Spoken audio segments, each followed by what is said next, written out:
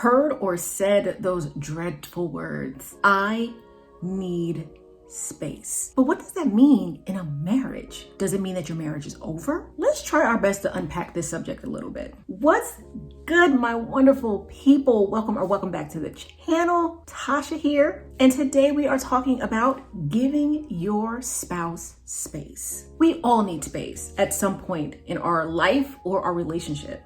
And the first thing that we do when we hear these words from our significant other is we freak out. Or we'll give them a little bit of space. When that space lasts a little bit too long, we become a little needy. And then we're wondering, what do we do wrong? What can we do to fix it? And how do we get our relationship back on track? We will try our best to show our partner that we're a better person. And then we'll force our partner to see just how much we've changed. You can't force someone to come back into your life.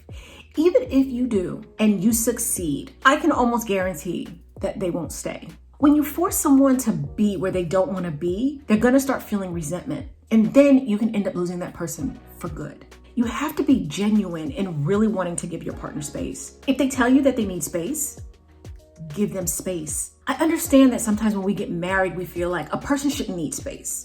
We're with each other 24/7. What space do you need? But we all need space. We all need time alone. You're right. When we're married, we see each other 24/7. So what me and my husband do is I go upstairs in my office, he goes downstairs in his man cave, and we'll spend a few hours apart. But when it's time to go to sleep, we come back together. I know he's in the house. He knows I'm in the house. But sometimes you just need that alone time. And you need that time to just kind of reset. And when you're going through issues in your relationship, sometimes you need that space to just reassess. I know that my channel is about how to navigate marriage separation and how to get, your marriage back on track. But also, you can't be afraid to lose your relationship. When you're so afraid to lose your marriage or lose your relationship, you start putting pressure not only on yourself, but also on your partner. And that makes things worse. If you are married, your spouse will come back, but you have to allow them that space. Now, I'm not saying when you give them that space that you don't talk to them and that you don't contact them. They're still your spouse, but you can't be pushy about it. And you can't ask them every 5 seconds, are you gonna come back home? Are we gonna work things out? Let them come to you, but be supportive in that space. Let them know that you understand. Now, if there are conversations that need to be had, of course, like kids, the house, bills, certain things like, certain important things, have that conversation with them.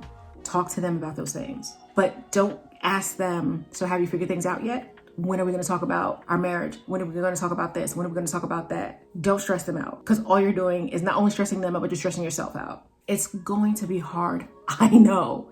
But you don't want to put any pressure on your spouse at this moment because they're going to retreat. They're going to run away. But when you do end up having that conversation, like I said, make it about them. You can ask them about their day. If you guys are not if you're not in the same household, or if you are in the same household still, ask them about their day. Make the conversation about them. If you're usually the one that ends up taking over the conversation, be the one to listen. Try not to talk as much. They may ask you, what's wrong? Why are you not talking so much? Let them know that you want to listen to them and you want to hear what's on their mind. You might scare the mess out of them, but believe me, at least my husband, when I finally did that, when I stopped talking and I let him be the one to actually speak and I listened, he was more appreciative of that. I know with me and my husband, there was a lot of questions that I did ask him as well. But like when we did finally talk, I asked him, what do he feel like he couldn't express? That goes back to that fear. What did he feel like he couldn't express with me? What are some things that would make him happier in the marriage? Not saying happier with me, but happier in the marriage.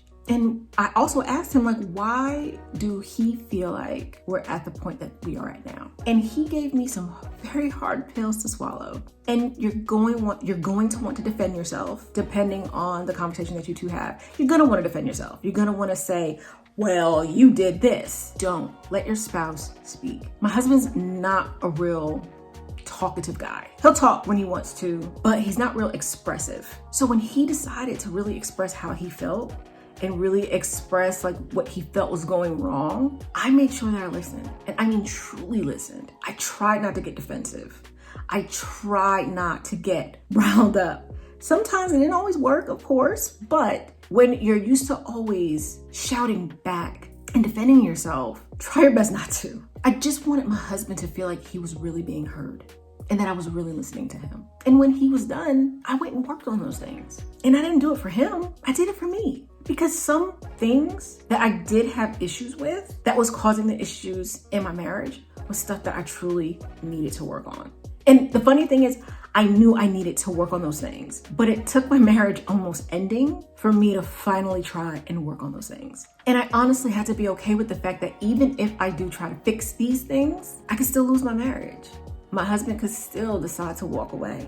And then one day he called, and I remember him even telling me, like, you sound different. You don't sound like the same person. And it's because I wasn't. Like, I was genuinely working on the issues that I needed to work on. So I wasn't the same person. We slowly started talking again and working things out. Look, there is no magic spell. There is no magic pill. I really wish there was. Everything is going to happen in its own timing. And you have to allow things to unravel.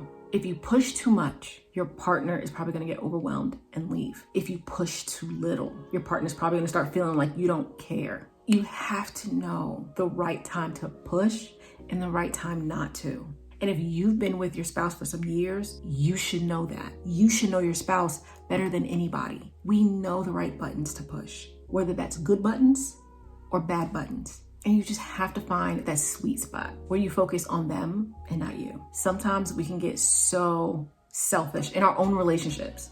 I know I have. And I had to talk to my husband like I understood him. And I tried not to take everything that he said so personal.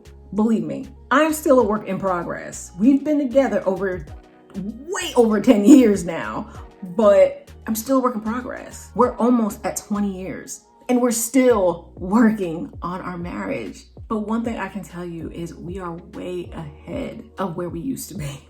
And it took time. So let it take time. I really hope that you guys got value from this video. Like and subscribe if you found this video helpful. And remember, love yourself, adore yourself, and as always, be yourself. Thank you guys, and I really hope I get to see you in my next video.